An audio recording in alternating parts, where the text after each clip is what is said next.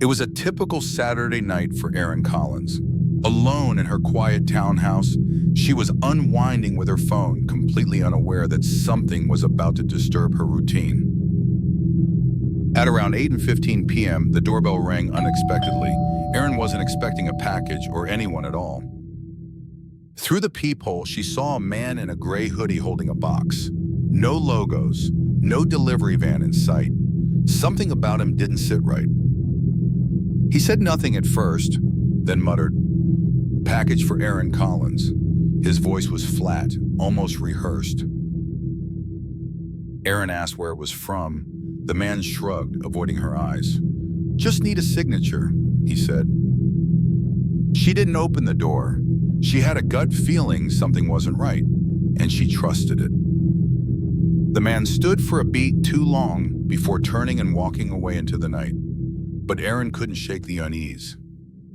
She texted her friend Jess about the strange visit. Jess's quick reply was blunt.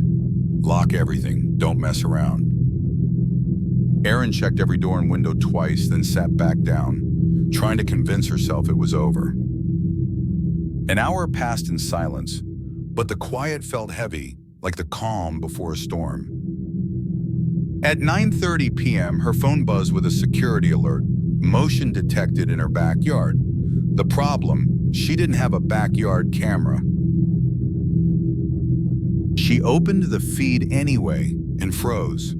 A grainy live video showed her backyard, and the same man standing by her back door, holding that box. He wasn't knocking this time. He just stood there perfectly still, facing her door as if waiting for something. Erin's hands trembled as she dialed 911, whispering her address in the terrifying situation unfolding outside. The dispatcher kept her on the line. Erin crouched near the window, peering out, but the man was gone. Within minutes, flashing lights painted her walls. Officers arrived, sweeping the area, but found nothing. The officers listened carefully, took her report, and assured her they'd patrol the area for the rest of the night. "Probably a prowler testing houses," one officer said. "Good call, not opening the door. Stay alert." They left, and Erin was alone again, but this time her sense of safety was shattered. She bolted every door, checked every window again, but deep down she felt this wasn't over. That night, Erin barely slept. Every creak of the house, every whisper of wind outside kept her on edge. Morning came, but her anxiety lingered. She couldn't shake the feeling that someone had marked her house. Later that day, she noticed something chilling, another folded piece of blank paper tucked into her doorframe. Jess was horrified when Erin showed her. "That's a marker," she said. "Someone's testing if you're home." Erin took no chances. She locked the side gate, bolted the shed, and kept every curtain drawn tight. That night, Erin sat frozen, eyes glued to her phone. Part of her hoped it was over, but deep down, she knew better. At 11:03 p.m., her phone buzzed again. Same alert, same camera she never installed.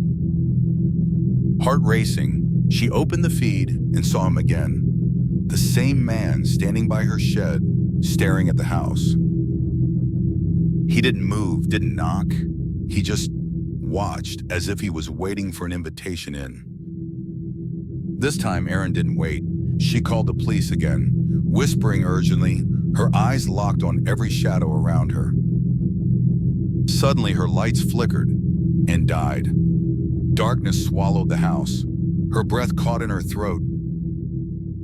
She hid in the corner, heart pounding, clutching her phone, listening to silence so deep it roared in her ears.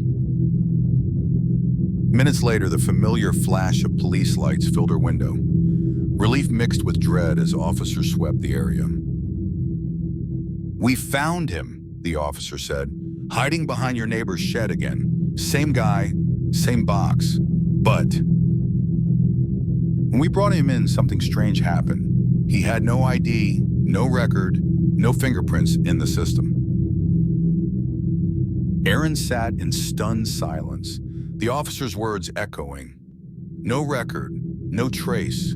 Who or what had been watching her? Later that night, curiosity got the best of her. She replayed her camera footage and froze. His face was completely blurred out. Even with the police reassurance, Erin knew the truth deep down. Something about this wasn't over. That night, she finally drifted off to sleep, unaware of the faintest shadow moving near her window. At 3:07 a.m., her phone buzzed again. Motion detected, front porch. But when Erin checked, the screen showed nothing at all.